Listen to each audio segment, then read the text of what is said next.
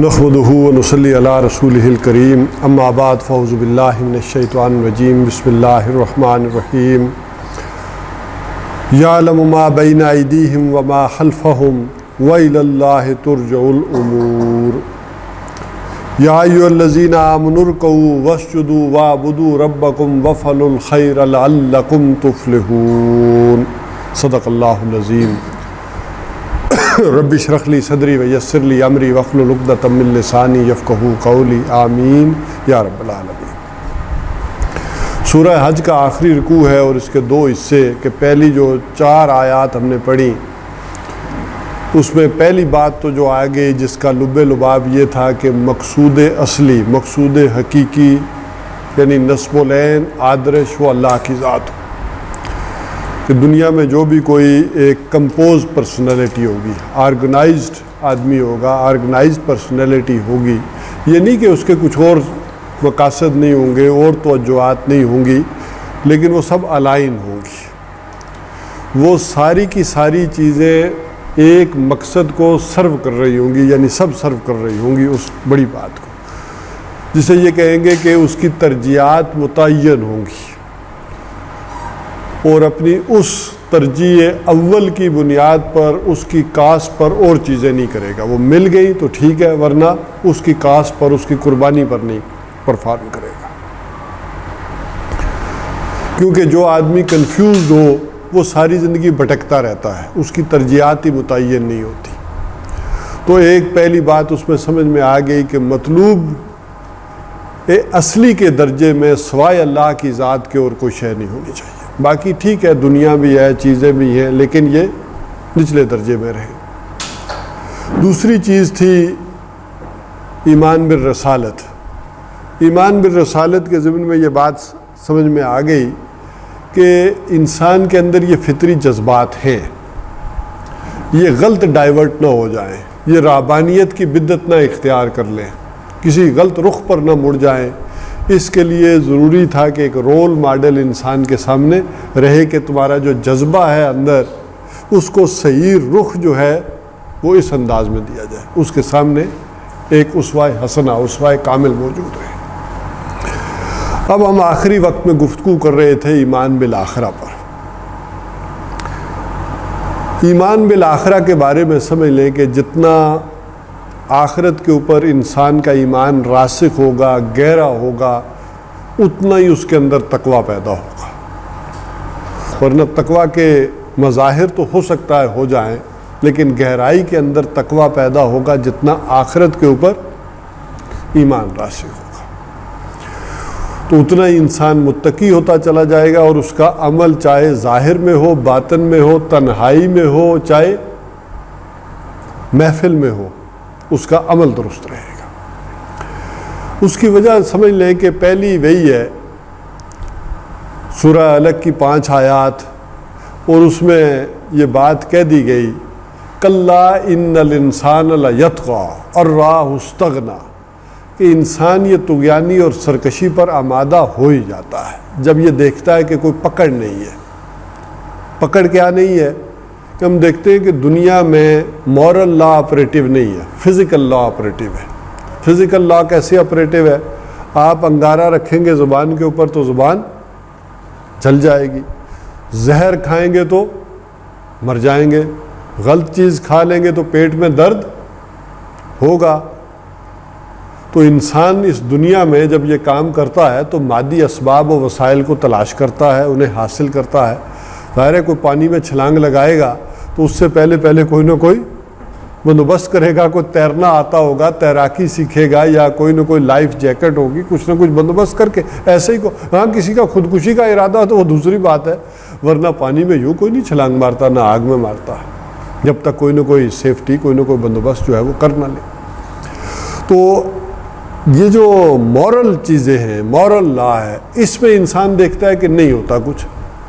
آپ نے کسی کو گالی دی لیکن زبان پر کوئی چھالا تو نہیں نکلا، انگارہ رکھا تو چھالا نکلا، یہاں کسی کا مال کھا لیا تو پیٹ میں تو کوئی درد نہیں ہوا، بلکہ ہو سکتا ہے کہ کسی کا مال کھائے، حرام کھائے اور صحت اچھی ہو جائے، رونق آ جائے چہرے پر، بلکہ آج کل تو رونق ہی انہی کے چہروں پہ آتی ہے. ہم جس سے کہتے ہیں نا فلانے کے چہرے پہ نور ہے، تو جس نور سے ہم واقف ہیں تو وہ نور تو ایسے ہی آتا ہے، وہ منرلز اس کے پورے ہوتے ہیں، ذرا کھانا پینا ٹھیک ہوتا ہے تو وہ زیادہ نورانی والا چہرہ ایک معاملہ نظر آ رہا ہوتا ہے.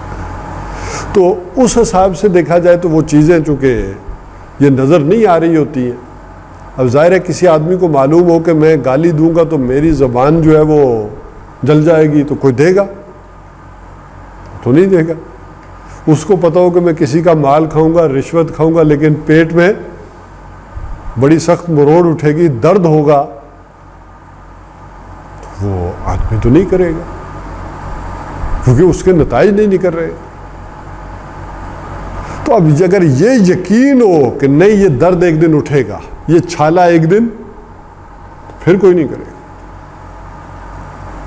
آخرت پر یہ یقین ہو کہ وہ جو قرآن حکیم میں کہا قرآن حکیم نے کہ یہ جو لوگوں کا مال کھا رہے ہیں، یتیموں کا مال کھا رہے ہیں، یہ نہیں بھر رہے مگر اپنے پیٹوں میں آگ، تو آگ تو نہیں ہو رہی. تو وہ واقعتاً ایک وقت آئے گا کہ وہ چیزیں کیا ہوں گی، آگ کی شکل پھر اختیار کر لیں گی. تو یہ یقین آ جائے گا تو پھر انسان چھوڑے گا. ورنہ اللہ پر یقین ہے تو انسان اللہ سے دعا مانگتا ہے کہ اللہ مجھے یہ دے دے وہ دے دے، تو اللہ پر یقین ہے تو مانگتا ہے نا. تو اللہ پر یقین ہے، لیکن اگر آخرت پر یقین نہیں ہے تو اللہ سے انسان کیا مانگے گا؟ دنیا، کیونکہ آخرت کو اسے یقین ہی نہیں ہے. اللہ پر یقین ہے، مانگ دنیا رہا. وَمِنَ النَّاسِ مَن يَقُولُ،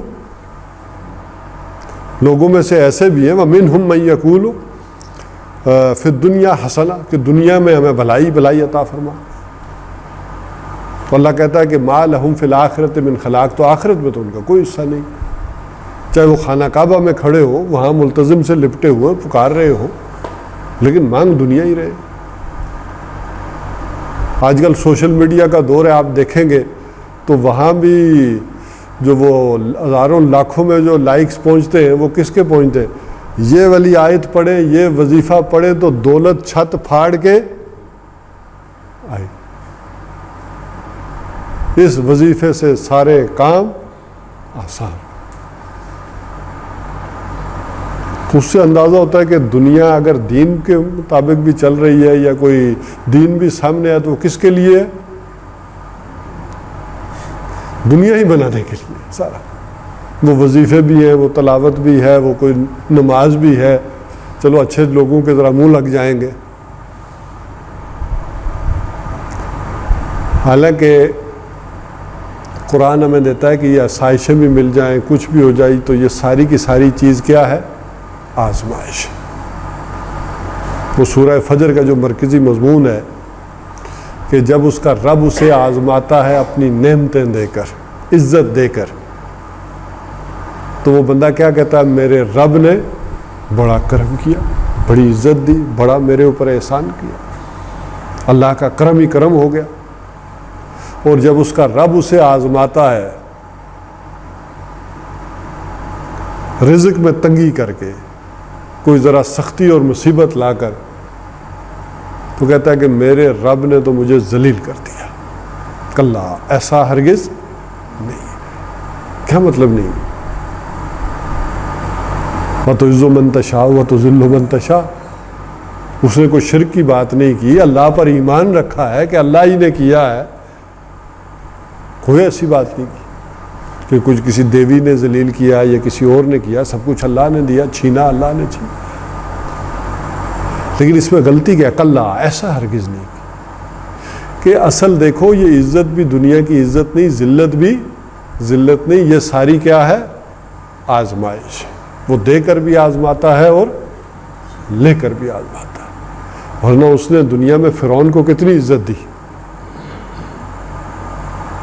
تو کیا وہ عزت تھی؟ وہ آزمائش تھی. وہ جو اقتدار دیا، دبدبہ دیا، غلبہ دیا، اچھا اسی غلبے کے بلبوتے پر اس کی کیسے کیسے انداز میں اور تائید کی، ایسے ایسے ایکسپرٹ اور نجومی دیے جو ذرا پہلے کا بھی بتا رہے ہیں. قرآن میں آتا ہے نا کہ اللہ تعالیٰ بھی چاہتے ہوں گے نا کہ یہ کوئی اسٹرونومسٹ ہیں، منجم ہیں، کاہن جن کو پرانے زمانے میں کہتے تھے، ان کا بھی کوئی نہ کوئی نظام چلتا رہے، تھوڑا بہتا کوئی، اکثر باتیں ان کی جھوٹی ہوتی ہیں لیکن کہا کہ کچھ نہ کچھ سچ بھی نکل آتی ہے، کوئی نہ کوئی انہیں شیطان جو ہے یا جن جو ہے ان کے کانوں میں کوئی نہ کوئی بات سنی سنائی آسمانوں سے لا کر ڈال بھی دیتے۔ خود سورہ جن میں پچھلی دفعہ ہم نے پڑھا تھا نا کہ جن یہ کہتے تھے کہ ہم نے ذرا آسمانوں کو ٹٹولا تو اس کو پایا ہوا سخت چوکیداری میں، کہ معلوم ہوتا ہے کہ عام حالات نہیں ہیں، آج کل کوئی سخت فیصلہ ہونے والا ہے۔ عام حالات میں ہم کوئی سنگن لے لیتے تھے، نیچے فرشتے کوئی کام کرنے آتے تھے تو آپس میں گفتگو کرتے تھے یا کوئی بات چیت ہوتی تھی تو ان سے سنگن یہ لے لیتے تھے کہ زمین پر ہم کیا کرنے جا رہے ہیں، تو یہ جا کر اپنے کائنوں کو پہلے سے بتا دیتے تھے کہ اچھا یہ ہونے لگا ہے، کوئی نہ کوئی خبر ہاتھ آ جاتی تھی۔ لیکن جب وہی آئی تو اس کا کوئی امکان ہی ختم کر دیا گیا۔ تو بہرحال یہ آزمائش ہے، فرعون کو بھی اللہ تعالیٰ نے عزت دی، تو اس دنیا کی نہ عزت ہے نہ ذلت ہے۔ اگر آخرت پر ایمان انسان جو ہے وہ رکھتا ہے، اس کو سمجھتا ہے تو یہ، اور دنیا کی یہ ساری نعمتیں ہوں، آسائشیں ہوں، یہ ساری کی ساری کیا ہے؟ آزمائش۔ ٹھیک ہے ہمیشہ سے یہ دنیا ایسی ہی تھی، یہ آزمائش، لیکن آج کے دور میں یہ آزمائش بہت بڑھ گئی، بہت بڑھ گئی۔ آج جو نعمتیں اور سہولتیں حاصل ہیں ہمیں، بالکل ایک لوئر لیول پر ایک غریب کے گھر میں بھی چلے جائیں تو وہ سہولت شاید فرعون کو بھی حاصل نہیں تھی۔ اسے بھی یہ بجلی، کوئی ایئر کنڈیشن، کوئی فریج، کوئی ٹی وی، کوئی جوس بنانا ہو تو کوئی گرائنڈر، کوئی گوشت فوری پکانا ہو تو کوئی فیصل، ایک عام آدمی کو بھی جتنی دنیا حاصل، اور اس پر جسے سورہ کہف کے اندر کہا جاتا ہے کہ وَظَلَّ سَعْيُهُمْ فِي الْحَيَاةِ الدُّنْيَا، ان کی ساری جد و جہد اور کوشش کہاں غرق ہو گئی؟ دنیا کے اندر گم ہو گئی، دنیا ہی میں پڑ کر رہ گئی۔ ذرا اندازہ کریں اس دنیا کو حاصل کرنے کے لیے اپنی اولاد کے اوپر بھی 3.5 سال میں یہ بھیج دیتے اسکول سارے، نہ اس کی گروتھ ہو، نہ کوئی وہ سوچ سکے، نہ آزاد ذہن رہ سکتے ہیں، نہ کوئی اس کے اندر سے کوئی تخلیقی اور تحقیقی کام کل کو آ سکتا۔ وہ آپ کے زمانے میں تو کوئی 50% بھی نمبر لے لیتا تھا تو شادیانے بجتے تھے کہ بڑے 50% مارکس لے لیے۔ اور آج کا ذرا اندازہ کریں نا، بچے 90-95 اور وہ بھی ہے جو 99% لے رہے۔ اب ذرا اندازہ کریں کہ جو بچہ 99% لے ہوگا، اس کی سوشل لائف ہو، دوسری ایکٹیویٹی ہو، آپ نے بالکل اس کو تباہ کر کے رکھ دیا۔ ویسے تو خالق کائنات کو اگر وہ سمجھتے تو کہ یہ کچھ سیکھ سکتا ہے تو وہ 7 سال میں نماز کا نہ سکھاتے، وہ بچہ کس قدر کیپ ہو کر رہ جاتا ہے، اسی تہذیب اور تمدن۔ وہ ٹھیک ہے نعرہ ہم نے بھی وہ لے لیا ہے، لیکن لارڈ میکالے نے بھی آ کر کیا کہا تھا؟ دشمن کے بچوں کو پڑھانا ہے۔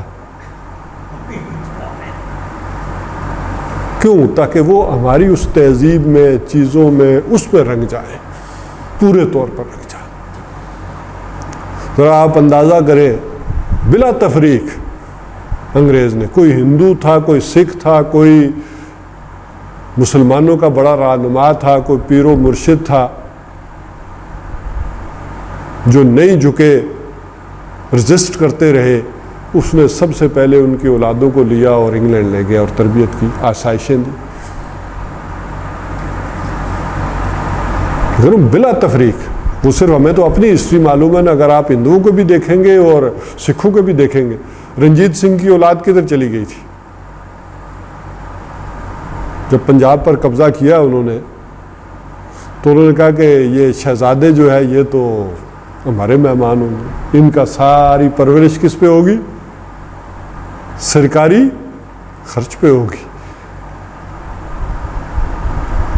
پھر ان میں سے کوئی رنجیت سنگھ بن سکا؟ پیر پگھاڑا، پیر صبغت اللہ راشدی جو تھے نا والد ان کے بڑے جو تھے،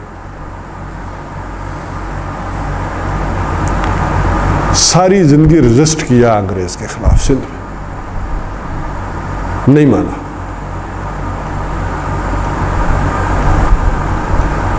اور جب پھر قابو آئے تو انہوں نے کہا نہیں یہ پیر صاحب بہت عظیم آدمی تھے، بڑے یہ تھے، ان کی اولادیں بھی ساری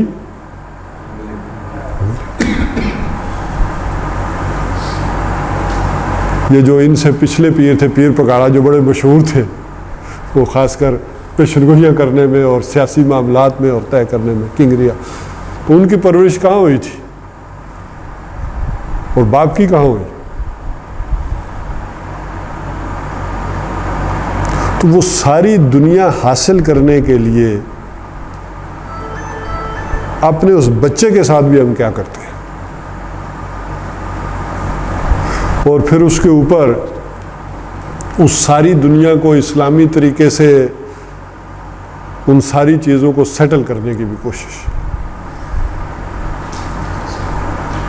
ذرا سوچیں تھوڑا سا، قرآن حکیم میں جو ہفتے کے دن مچھلیاں پکڑنے کا آیا ہے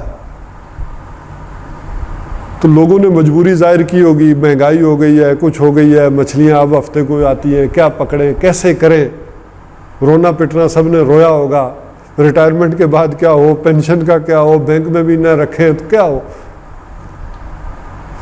تو وہاں بھی کسی مفتی نے کہا ہوگا کہ آپ کو مچھلیاں پکڑنے کا اسلامی طریقہ بتاتے. تو لہذا کیا کیا وہاں، انہوں نے مچھلیاں پکڑنے کا ایک اسلامی طریقہ بتایا. قانون کی اس پہ کوئی گرفت نہیں ہوتی کہ اللہ نے منع کیا نا ہفتے کو مچھلیاں نہیں پکڑنا تو نہیں پکڑی. ہم نے سارا دن جو ہے وہ مچھلیاں ہانک کر تالابوں میں لائیں. وہ آپ کو معلوم ہے نا، سمندر سے انہوں نے تالاب بنا لیے دور، درمیان میں وہ نالیاں بنا لی، مچھلیاں ہانک تالابوں میں بھری اور نالیاں بند کر دی، اور مچھلیاں جا کر اتوار کو پکڑی. تو اسلامی طریقہ.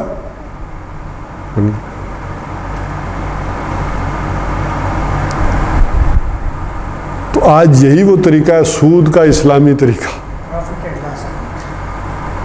پوری دنیا میں اس وقت مشہور ہے، معروف ہے، چل رہا ہے اسلامک بینکنگ. کیا ہے وہ اسلامی طریقہ ہی ہے نا اس کا سارا کرنے کا. جو اس کے پیش نظر وہاں بات تھی، آپ ذرا مچھلیاں پکڑنے کو طریقے کو دیکھیں تو وہی آج ہے، اسی طریقے پر ہم پکڑ رہے ہیں. قانون کی ہو سکتا ہے ان چیزوں پر گرفت نہ ہو،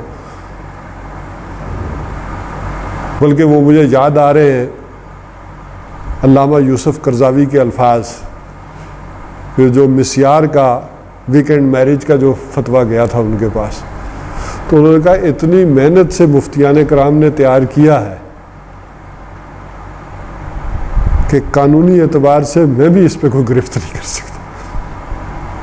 ہے غلط، لیگلی نہیں میں کچھ کر سکتا.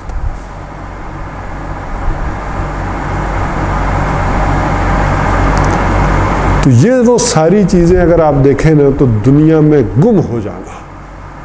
وَظَلَّ سَعْيُهُمْ فِي الْحَيَاةِ الدُّنْيَا وَيَحْسَبُونَ أَنَّهُمْ صُنْعَةٌ، اور سمجھتے یہ کہ ہم بڑی ترقی کر رہے ہیں، ہماری صنعتیں، ہمارے کاروبار اور یہ ساری چیزیں ترقی کر رہی ہیں. یہ ہے وہ چیز جو میں کہہ رہا تھا کہ آخرت کے حوالے سے اب اس پر وہ 5 سوال لے آئیں گے تو پھر آ جائے گی بات کہ بنی آدم کے قدم ہل نہ سکیں گے آخرت میں جب تک 5 سوالوں کا جواب نہ دیں. أَلَمْ نَجْعَلْ لَهُ عَيْنَيْنِ وَلِسَانًا وَشَفَتَيْنِ وَهَدَيْنَاهُ النَّجْدَيْنِ. یہ ساری نعمتیں تو میں نے دی تھی، یہ آنکھیں تھیں، یہ ہاتھ تھے، پاؤں تھے، کدھر لگائے، کدھر خرچ کرتے رہے. یہ سارے دنیا ہی میں گم کر دی، یہ ساری صلاحیتیں دنیا ہی میں لگا دی. ذَلَّ سَعْيُهُمْ، ساری کی ساری کوششیں دنیا ہی میں گم ہو گئی. اور اس میں جو بہترین دور تھا جوانی کا، وہ کہاں لگا رہا، کس کی خدمت میں لگا رہا، کس کی تابع داری میں رہا، اور مال کہاں سے کمایا. میری اطاعت میں یا دشمنوں کی اطاعت کر کے، میرے دشمنوں کی اطاعت کر کے؟ اور وہاں تو ساری زندگی لگا دی، کھپا دی علم سیکھنے میں، قرآن حکیم میں اس کو کتنا سیکھا؟ افانتم بہذا الحدیث مدہنون، وہ جو بات آتی ہے، کیا اس کے سیکھنے میں اور سمجھنے میں تم سستی برتتے رہے ہو؟ اور کیا سمجھا تھا کہ یہ کتاب جو ہے، جو علم حاصل کیا تھا، یہ قرآن حجت نہیں بنے گا کہ اس پر عمل کیا تھا یا نہیں کیا تھا؟ اب دوسری آخری بات اس ضمن میں، اگر آخرت پر ایمان راسخ نہ ہو تو یہ قرآن بھی رہنمائی نہیں کرتا۔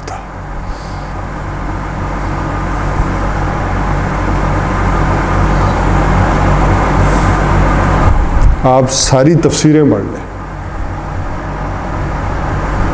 اس قرآن سے آپ رہنمائی نہیں حاصل کر سکے۔ بلکہ آیت پڑھ کے سنا دیتا ہوں، شاید آپ کو اس بات کا یقین نہ آئے۔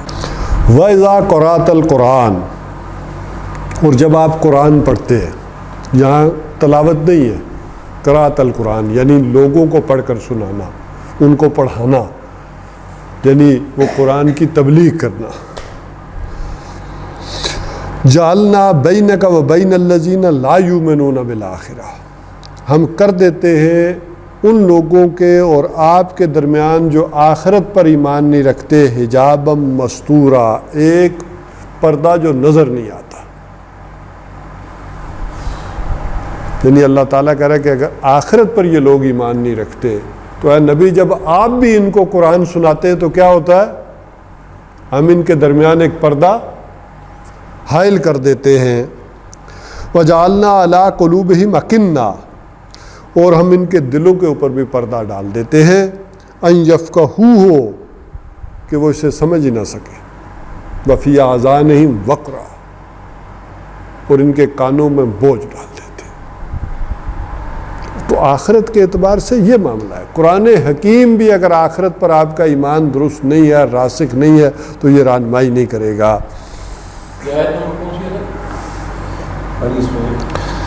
یہ 45 سورہ بنی اسرائیل 45 کمانڈمنٹ سے پہلے، جی کمانڈمنٹ سے پہلے، اس سے پہلے آخرت کا تذکرہ ہے بڑی تفصیل سے، اور پھر کچھ آیات اور آتی ہیں، اور آخرت میں پھر یہ کیٹاگوریکل سٹیٹمنٹ جو آ جاتی ہے۔ بہرحال اس حوالے سے یہ سمجھ لیں کہ چونکہ آخرت کے حوالے سے یہاں ذرا تھوڑا ذکر آیا ہے، جیسے میں نے عرض کیا تھا کہ قرآن حکیم میں جو طویل صورتیں ان کے آغاز میں اور آخر اس سے بڑے جامع ہوتے ہیں، تو یہاں ایک ہی آیت آئی ہے آخرت کے حوالے سے، چونکہ عمل کے اعتبار سے تو یہ بڑی مؤثر ہے، اور قرآن حکیم کا جہاں آخرت کا تذکرہ ہوتا ہے باقی ایمانوں کے مقابلے میں ذرا تفصیلاً ہوتا ہے، لیکن یہاں اس قدر مختصر انداز میں کیوں آیا؟ اس کی وجہ یہ تھی کہ اس صورت کے شروع میں پورا ایک رکوع آخرت پر آ گیا، اور اس میں اگر دیکھیں گے تو بڑے پرجلال انداز میں اس پر آخرت کا ذکر آیا ہے۔ اور وہ کیا؟ یا ایھا الناس اتقوا ربکم ان زلزلۃ الساعۃ شیء عظیم، اے نو انسانی اپنے اس رب کا تقوی اختیار کرو، یعنی اس سے ڈرو، اس کی نافرمانی سے بچو۔ ان زلزلۃ الساعۃ شیء عظیم، کہ بے شک یہ جو قیامت کا زلزلہ ہے، ویسے تو قیامت ہم سارا کہہ دیتے ہیں ساری بات کو، لیکن قیامت میں اور الساعہ میں فرق ہے۔ ان میں فرق کیا ہے؟ ویسے تو سارے پروسیس کو ہم قیامت کہتے ہیں، الساعہ جو ہے یہ پہلا پروسیس ہے، جبکہ قیامت قیام سے دوبارہ جب کھڑے ہونا ہے انسانوں کو اللہ کی راہ میں میدان حشر میں، اصل قیامت اس کو کہا جاتا ہے۔ اس سے پہلے کہ یہ جو پروسیس ہے 3 نفقے ہیں یا 2 ہیں، کہ ایک نفقہ وہ ہے کہ سارے کے سارے کیا ہوگا، زمین کے اندر بھونچال آ جائے گا، زلزلہ، اسی میں مریں گے، یا ایک اور نفقہ ہوگا تو پھر سارے کے سارے مر جائیں گے، اور پھر تیسرا نفقہ ہوگا تو سارے کے سارے کھڑے ہو جائیں گے۔ تو یہ جو قیامت کا زلزلہ ہے، ان زلزلۃ الساعۃ، سا کا جو زلزلہ ہے، قیامت کے قریب کا جو زلزلہ ہے، بہت بڑی شے ہے، بہت بڑی شے ہے۔ جب تم دیکھو گے اس کو، یوم ترونہا، اس دن جب تم اس کو دیکھو گے، تذہل کل مرضعۃ عما ارضعت، اس دن ہر دودھ پلانے والی اپنے دودھ پلانے والے کو بھول جائے گی. ماں کو ذرا سب سے زیادہ محبت بچے سے ہوتی ہے، چاہے جانور بھی کیوں نہ ہو، وہ لڑ پڑتا ہے وہ بھی چھوڑ دے گی. اور وَتَضَعُ كُلُّ ذَاتِ حَمْلٍ حَمْلَهَا، اور ہر ایک حاملہ اپنے حمل کو گرا دے گی. یعنی خوف اتنا ہوگا شدید، اتنا ڈر اتنا شدید ہوگا کہ جیسے کہتے ہیں نا ڈر سے انسان کے اندر سے چیزیں نکل جائیں گی تو حمل گرا دے گی. وَتَرَى النَّاسَ سُقَارَىٰ، اور تم دیکھو گے کہ لوگ نشے میں ہیں، ایسے ہوں گے جیسے نشے میں ہوں. وَمَا هُمْ بِسُقَارَىٰ، یہ نشے میں جھوم نہیں رہے. وَلَٰكِنَّ عَذَابَ اللَّهِ شَدِيدٌ، بلکہ اللہ کا عذاب ہی بہت سخت ہے. تمہیں تو ایسے محسوس ہو رہا ہے کہ شاید یہ نشے میں جیسے آدمی جھومتا ہے، ایسے یہ مدہوش ہو جائیں گے، یعنی ایسے چکرا رہے ہوں گے. وَمِنَ النَّاسِ مَن يُجَادِلُ فِي اللَّهِ بِغَيْرِ علم. اب یہ دو آیات ذرا مختصر آتی ہیں اور پھر اس کے بعد ایک طویل آیت آتی ہے. یعنی قرآن حکیم کی جو سب سے طویل آیت تو سورہ بقرہ میں آیت الدین ہے، لیکن یہ بھی اس سے سیکنڈ لاسٹ، یعنی جو بڑی بڑی آیات ہیں، آیت الکرسی ہے، یہ اگلی آیت آتی ہے. بلکہ وہ دو آیات تو میں صرف ترجمہ کر دیتا ہوں اس کا. وَمِنَ النَّاسِ مَن يُجَادِلُ فِي اللَّهِ بِغَيْرِ علم، اور لوگوں میں سے وہ جو اللہ کے بارے میں جھگڑا کرتے ہیں بغیر کسی علم کے. وَيَتَّبِعُ كُلَّ شَيْطَانٍ مَرِيدٍ، ان میں سے ہر ایک پیروی کرتا ہے شیطان سرکش کی. یعنی بغیر کسی دلیل کے اللہ کے بارے میں جھگڑا شروع کر دے تو وہ شیطان کی پیروی کر رہا. کتب علیہ انہ من تولاہ، حالانکہ یہ بات طے کر دی گئی تھی ان کے اوپر کہ جو کوئی اس کو دوست بنائے گا فانہ یضلہ، تو وہ تو اسے گمراہ کر دے گا. ویہدیہ الی عذاب السعیر، اور پھر وہ تو اسے ہدایت بھی دے گا تو کس کی، چلائے گا بھی کس راستے پر، سخت عذاب کے راستے کی طرف، جہنم کی طرف. اب وہ بات پھر دوبارہ کی. یا ایھا الناس ان کنتم فی ریب من البعث، اے نوع انسانی اگر تمہیں کسی قسم کا کوئی شک ہے، من البعث یعنی اٹھنے میں، دوبارہ بعث بعد الموت جو ہے نا، دوبارہ اٹھنے میں اگر کوئی شک ہے. فإنا خلقناکم من تراب، تو ہم نے تو تمہیں پیدا کیا ہے مٹی سے.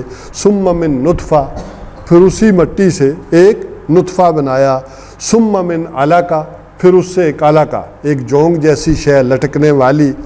ثم من مدغہ، پھر اس سے ایک بوٹی. مدغہ کہتے ہیں وہ بوٹی کے جو چبائی ہوئی، جیسے گوشت کی کوئی بوٹی ہو نا، خوب چبائی جائے وہ. مخلقۃ و غیر مخلقہ، یعنی جس میں تخلیق بھی کی ہوئی ہو اور نہ بھی کی ہوئی ہو. ابھی بوٹی ایسی بھی ہوتی ہے کہ کوئی ابھی آثار واضح نہ ہو کہ یہ چہرہ ہے، نقش و نگار ہے. لنبین لکم، تاکہ تم پر یہ بات واضح کر دے. وَنُقِرُّ فِي الْأَرْحَامِ، اور تمہیں ٹھہراتے ہیں پھر ہم رحموں کے اندر. مَا نَشَاءُ، جتنا ہم نے یا جو کچھ ہم نے چاہا. إِلَىٰ أَجَلٍ مُّسَمًّى، ایک وقت مقرر تک. ثُمَّ نُخْرِجُكُمْ طِفْلًا، پھر ہم تمہیں نکالتے ایک بچے کی صورت میں. ثُمَّ لِتَبْلُغُوا أَشُدَّكُمْ، پھر تاکہ تم پہنچو اپنے پورے زور کو، جوانی کو. وَمِنْكُمْ مَن يُتَوَفَّىٰ، اور پھر ان میں تم میں سے ایسے بھی ہیں کہ جن کو پھر وفات دے دی جاتی ہے. وَمِنْكُمْ، اور ایسے بھی ہیں تم میں سے. مَن يُرَدُّ إِلَىٰ أَرْذَلِ الْعُمَرِ، کہ جو کوئی پھر پہنچا دیا جاتا ہے بڑی ہی نکمی عمر کو. لِكَيْ لَا يَعْلَمَ مِن بَعْدِ عِلْمٍ شَيْئًا، تاکہ نہ جانے جاننے کے بعد. یعنی وہی آدمی بڑا ذہین اور فطین تھا تو اور جاننے کے بعد پھر نہ جاننے والا بن گیا، ناسمجھ بن گیا، کوئی چیز اسے سنائی نہیں دے رہی، سمجھ نہیں آ رہی. اس ارذل العمر، ویسے حضور صلی اللہ علیہ وسلم نے اس ارذل العمر سے پناہ مانگی ہے اور اسی کی پھر مثال دی. اب یہ ساری آیت تو ابھی اور آگے طویل چلے گی، لیکن یہ بیان کیا جا رہا ہے. اگر تمہیں کوئی شک ہے تو کیا ہماری خلاقی ختم ہو گئی ہے؟ کیا ہماری قدرت ختم ہو گئی ہے کہ اگر ہم نے تمہیں ایک نطفے سے، ایک بوند سے، ایک مٹی سے بنایا ہے تو کیا سمجھا تم نے کہ ہم تمہیں دوبارہ نہیں بنائیں گے؟ ہماری خلاقی اور قدرت پر تمہیں شبہ ہونے لگ گیا، اور ہم پوچھیں گے نہیں جب ہم کہہ رہے ہیں تو کیوں تمہیں شبہ ہو رہا ہے؟ تو یہ ساری چونکہ تفصیلات پہلے آ گئی تھی، لہٰذا یہاں صرف ایک آیت میں اس کا تذکرہ کر دیا گیا. اب آئیے آگے جو دو آیات ہیں وہ تو بلکہ وہ ہونا چاہیے کہ اب جگر تھام کے بیٹھو کہ میری باری آئی، کہ وہ لوگ جو ان حقائق کو مان لیں ان کے بارے میں آیا. یا ایھا الذین آمنوا ارکعوا، وَاسْجُدُوا وَاعْبُدُوا رَبَّكُمْ وَافْعَلُوا الْخَيْرَ لَعَلَّكُمْ تُفْلِحُونَ۔ اے وہ لوگوں جو ایمان کے دعوے دار ہو، رکوع کرو، سجدہ کرو، بندگی کرو اپنے رب کی، وَافْعَلُوا الْخَيْرَ اور نیکی اور بھلائی کے کام کرو، لَعَلَّكُمْ تُفْلِحُونَ تاکہ تم فلاح پا جاؤ۔ ویسے لفظی ترجمہ تو یہ ہوگا کہ شاید کہ تم فلاح پا جاؤ، لیکن تاکہ تم فلاح پا جاؤ یہ ہم ترجمہ کیوں کرتے ہیں؟ یہ بعض اوقات ہم لفظی ترجمے سے ڈیویٹ کرتے ہیں قرآن حکیم میں مختلف مقامات کے اوپر۔ اس ڈیویشن کی آخر میں ٹائم ہوا تو میں وجوہات بھی بتاؤں گا کہ کیوں ڈیویٹ کیا جاتا ہے۔ یہاں آیا کہ وہ لوگ جو ان حقائق کو مان لیں، ایمان باللہ، ایمان بالرسالت، ایمان بالآخرہ، اس ساری بات کو جو مان لیں اور اچھے طریقے سے مان لیں، ان کے لیے اب یہ ساری بات ہے، اگلی جو بات ہے۔ اچھا اب مسئلہ ذرا اپنا بھی سمجھ لیں اور میرا بھی سمجھ لیں، مانتے تو ہم ہیں ان حقائق کو، لیکن یہ جو کام آگے کیے گئے یہ ہم نہیں کرتے۔ وجہ کیا ہوئی؟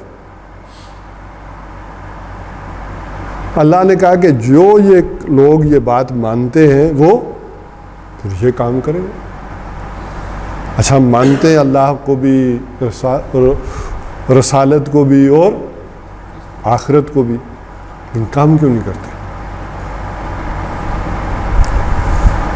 وجہ یہ ہے کہ یہ ساری چیزیں، جیسے میں نے ابھی آخرت کا تذکرہ کیا تھا، ہمارے اندر بھی اس طرح راسخ نہیں ہے، ہمارے دل کے اندر بھی اتری ہوئی نہیں ہے۔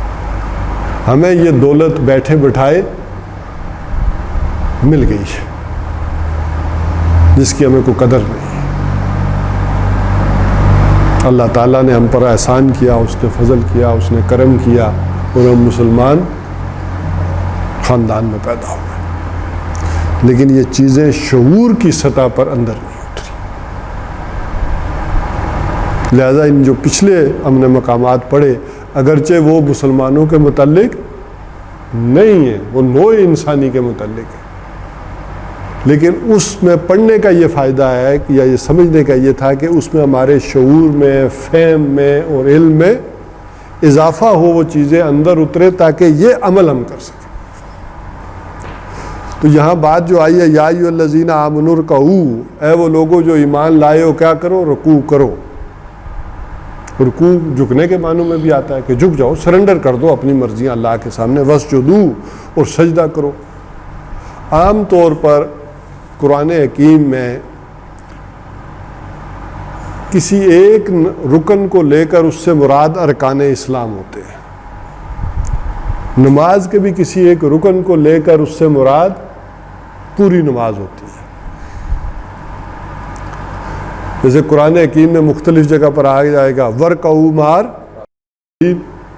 رکوع کرو رکوع کرنے والوں کے ساتھ، تو کیا مطلب ہے اس کا؟ کہ نماز پڑھنے والوں کے ساتھ نماز پڑھو باقی ساری۔ یا ایھا المزمل قم اللیل الا قلیلا، کھڑے رہا کیجیے رات کو، تو کھڑے رہنے سے مراد کیا ہے؟ نماز۔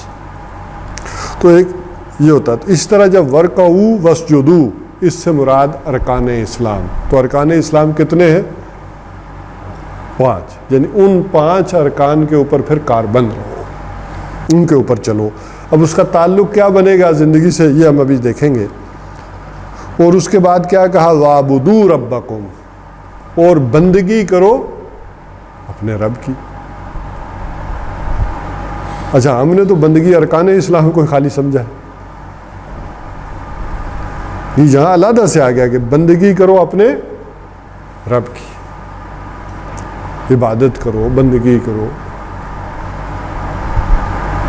اور بندگی اصل میں شے، اگر میں اس کے لفظی جاؤں میں باتوں میں تو وہ تو بہت ساری آتی چلی جائیں گی۔ ایاک نعبد و ایاک نستعین، تو عبد کے معنی غلام کے، یعنی ملازمتیں نہ کرو بلکہ اللہ کی غلامی کرو۔ اس حوالے سے سمجھ لیں ربکم، رب کے معنی کیا ہے؟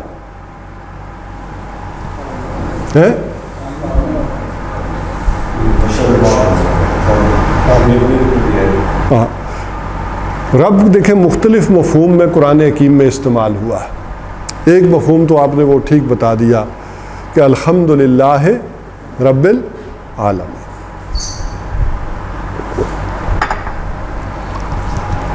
لیکن سورہ قریش پڑھے تو اس میں کیا یہی کریں گے؟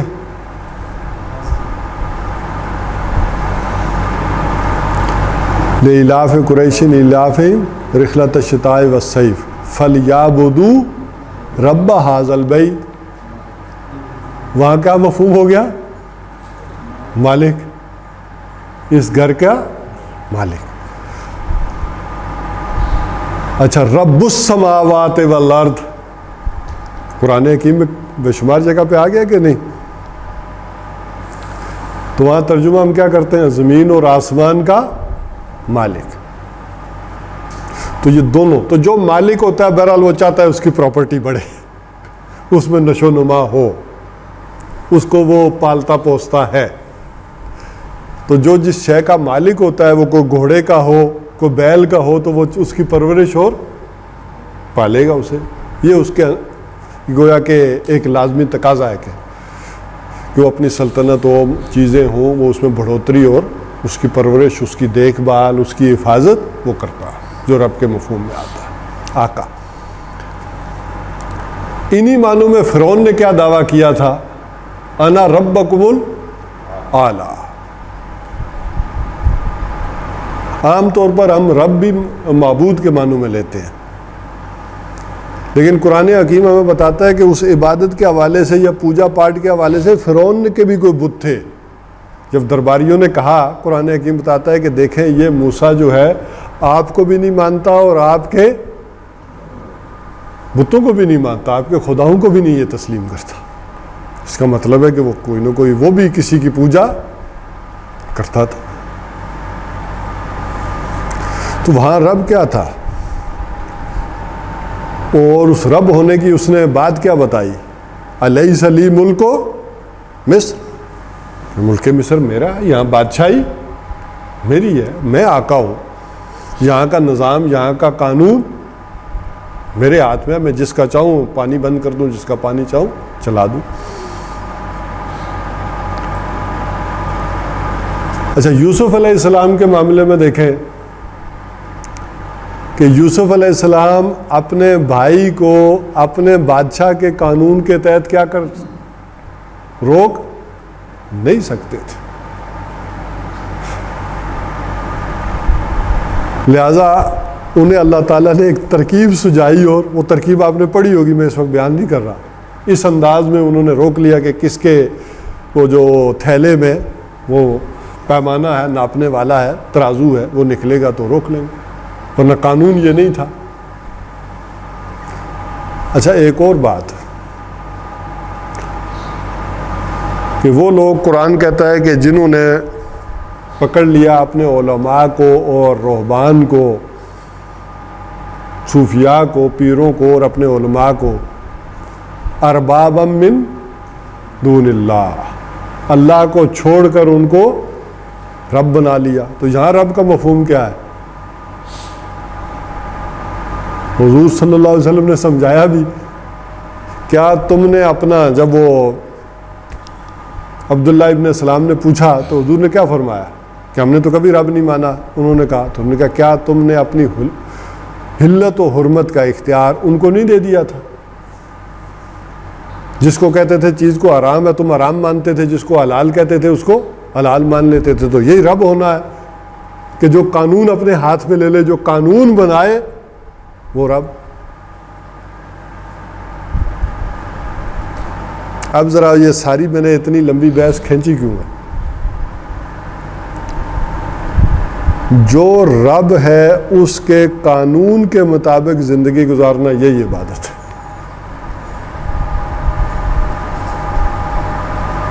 جو وہ قانون بنا رہا ہے اور دے رہا ہے اسی کے مطابق زندگی گزارنا، یہ عبادت ہے.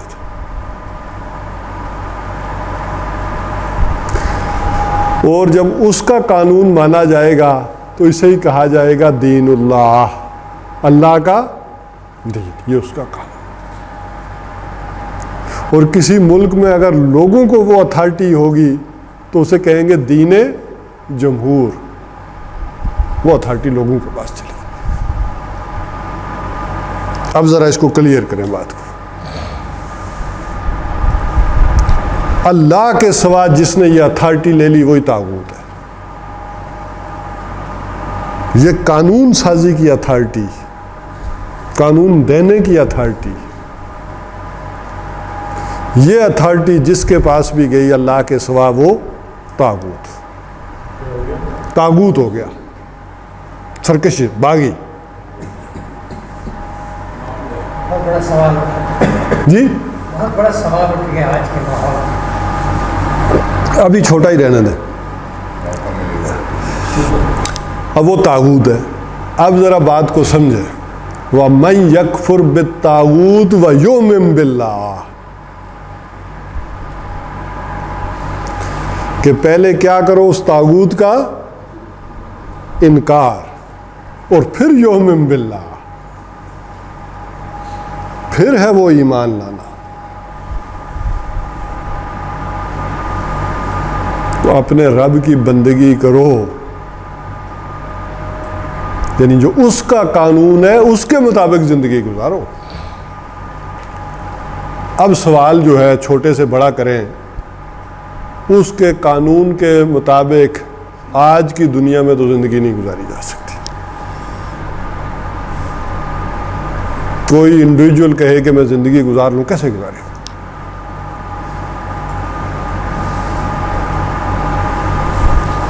میں یہ کپڑے جو میں نے پہنے ہوئے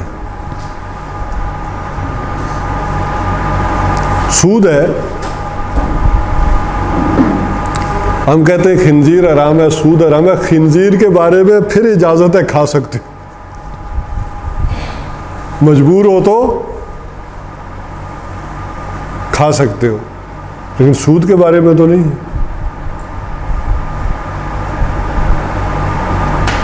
بلکہ اگر وہ میں آیات نکالوں تو وہ وہاں مفہوم یہ آئے گا کہ اگر یہ سود ہے تو ایمان کی نفی ہے۔ کیا کہا؟ ان کنتم مومنین، یہ سود ہم نے حرام کیا، اگر اس سے کو تم نے رکھا ہوا معاملہ تو پھر اگر تم مومن ہو تو یہ کام نہ کرو۔ اور اس سے آگے بڑھ کر پھر کہہ دیا کہ اگر باز نہیں آتے ہو تو یہ جنگ کر رہے ہو اللہ اور اللہ کے رسول سے۔ تو میں کہاں اس کے قانون کے تحت گزار رہا ہوں زندگی؟ میرا تو کوئی معاملہ نہیں۔ یہ کپڑے جو میں نے پہنے ہوئے ہیں میں اس پر سود دے رہا ہوں۔ ظاہر ہے جس مل میں یہ بنے ہیں وہ مل اگلے نے لگائی ہے، قرضہ لیا ہے، سودی قرضہ لیا ہے، سود پہ وہ چل رہی ہے، تو وہ سود کی اماؤنٹ اس میں شامل کرتا ہوگا کہ نہیں؟ اور میں جب یہ کپڑا خرید کر لا رہا ہوں تو میں سود پے کر رہا ہوں یا نہیں کر رہا؟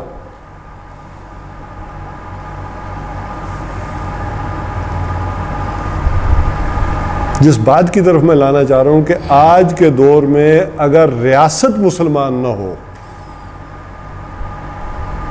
بلکہ آگے ہم جب بڑھیں گے تو بلکہ دنیا وہاں پہنچ گئی ہے کہ پورا گلوب نہ ہو، تو آج کی دور میں انڈیویجول کے لیے پاسبل نہیں رہا۔ دیکھیے آج سے 400-500 سال پہلے ریاستی جبر اتنا نہیں تھا۔ موسیٰ علیہ السلام فرعون کی سلطنت سے نکل آئے تو ابھی میں پوری قوم کی بات نہیں کر رہا، ان سے قتل ہو گیا، نکل آئے، آ کے مدین میں آباد ہو گئے۔ ریاست کا تصور ابھی شہروں تک تھا، وہاں تک تھا، کوئی جنگل میں چلا۔ آج کون سا جنگل ہے، کون سا پہاڑ ہے جو پٹواری کے کھاتے میں درج نہیں ہے، جہاں ریاست کا قانون اور حکومت کی ریٹ نہیں ہے؟ بلکہ ابھی کی بات دیکھ لیں، بجلی،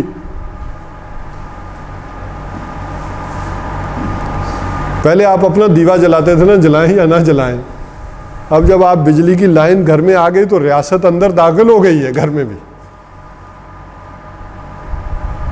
بلکہ آئندہ اور مزید یہ جبر بڑھے گا ہی۔ آپ یہ کہتے ہیں کہ میں نے سولر لگوا لیا، میں نے یہ کر لیا، میں نے وہ کر لیا، ہو سکتا ہے کل قانون سازی ہو جائے کہ آپ کے بچے کو اسکول میں ایڈمیشن نہیں دیا جائے۔ کورونا میں تھا نا، جس نے انجیکشن نہیں لگایا تو سفر بھی نہیں کر سکتا، یہ بھی نہیں ہو سکتا، وہ بھی نہیں ہو سکتا۔ آج کا انسان جتنا مجبور ہو گیا ہے، پہلے کا انسان اتنا مجبور نہیں تھا۔ آج کا انسان اللہ کی بندگی بغیر اس کے کہ ریاست مسلمان ہو جائے، اس کے بغیر وہ اپنی بندگی کامل نہیں کر سکتا، جب تک کہ پوری ریاست مسلمان نہ ہو جائے۔ ریاست کا نظام ایک ایک، آپ کی کون سی شے ہے جو ریاست سے اب آزاد رہ گئی ہے؟ کپڑا ہو، آٹا ہو، کھیت ہو، کھلیان ہو، بجلی۔ تو سارے ایک امبریلا کے نیچے کیسے ایک آدمی اب اس کی بندگی کر سکتا ہے؟ وہ تو ریاست جب چاہے گی اپنی منوائے گی، کرے گی۔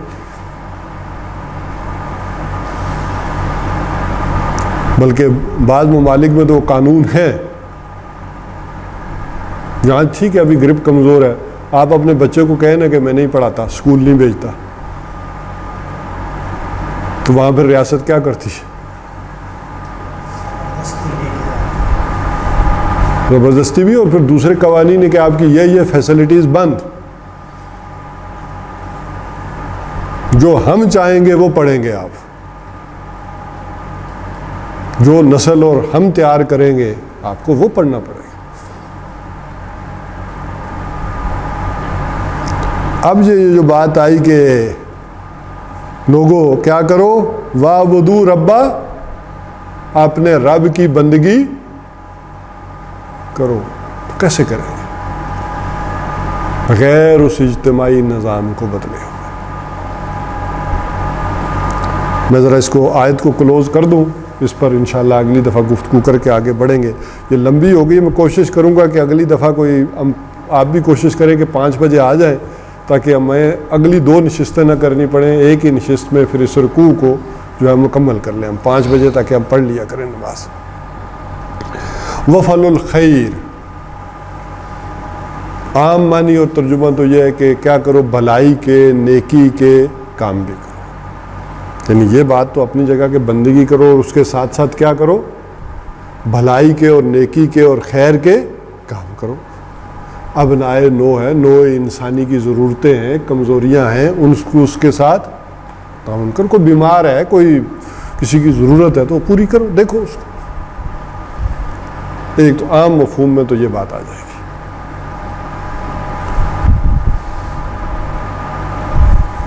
اور ذرا تھوڑا سا آگے جو پیچھے پڑا ہے ہم اس مفہوم میں چلے جائیں گے تناظر میں، تو جس انسان کی آپ ضرورتیں پوری کر رہے ہیں، اس کی دنیا کی بھلائی یا پیٹ کا سوچ رہے ہیں، تن کا ڈھانپنے کا سوچ رہے ہیں، اس جسم نے ایک دن آگ میں جل جانا ہے، تو ٹاپ کی ویلفیئر کیا ہوگی کہ اس انسان کو اس آگ سے بھی بچانا۔ سب سے ٹاپ کی ویلفیئر یہ ہو جائے گی۔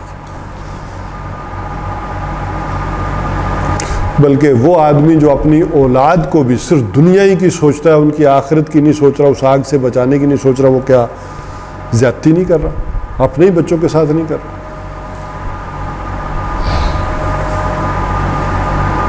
ان کی باقی آسائشیں اور ویلفیئر اور خیر کا سارا سوچ رہا، لیکن یہ نہیں سوچ رہا کہ ان کے ساتھ، میرے لاڈلوں کے ساتھ ہونے والا کیا۔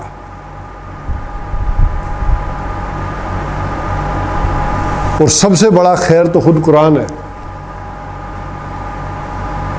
اس کی طرف بلانا یہ بھی ٹاپ کا خیر ہے۔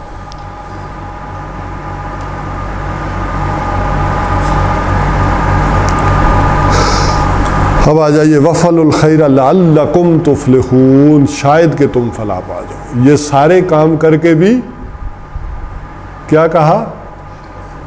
شاہد کہ تم فلاح پا جاؤ، لعلکم کا مقصد یہ۔ لیکن ہم یہ ترجمہ شاید نہیں کرتے، یہ شاہانہ جسے کلام کہتے ہیں نا، کہ وہ ہے اللہ کا۔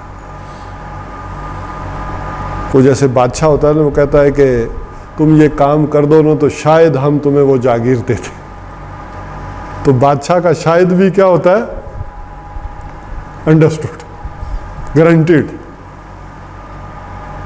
مثال کوئی بادشاہ نے کہہ دیا کہ تم یہ کام کرو تو شاید ہم تمہیں دے دیں، تو وہ کام کر کے آئے گا تو بادشاہ، اس لیے ہم اس کا ترجمہ کرتے ہیں تاکہ تم فلاح پا جاؤ، یہ اس کا وعدہ ہے، شاہانہ کلام ہے، لیکن لفظی ترجمے سے اس لیے ڈیویٹ کر کے تاکہ تم فلاح پاؤ، یہ کرو گے تو فلاح پا جاؤ۔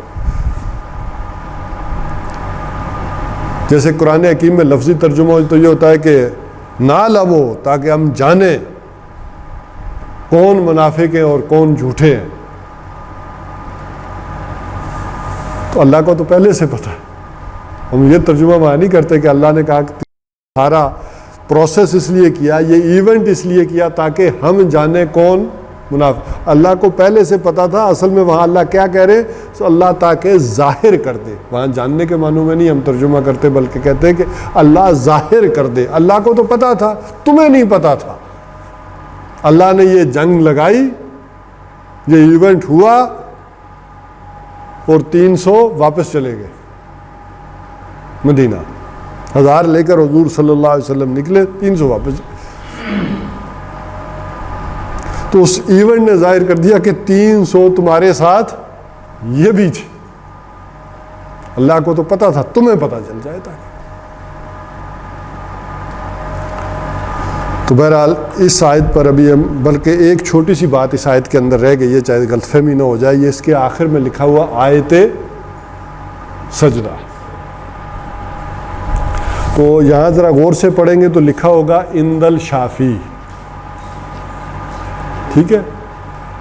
تو یہ سمجھ لیں کہ احناف کے نزدیک سجدہ جو ہے وہ واجب ہے، اور شوافع کے نزدیک سجدہ واجب نہیں ہے، مستحب ہے۔ بھائی کر لیا تب بھی ٹھیک ہے، اچھی بات ہے، نہ کیا تو تب بھی نہیں، احناف کے نزدیک۔ لیکن احناف کے نزدیک یہاں سجدہ نہیں ہے۔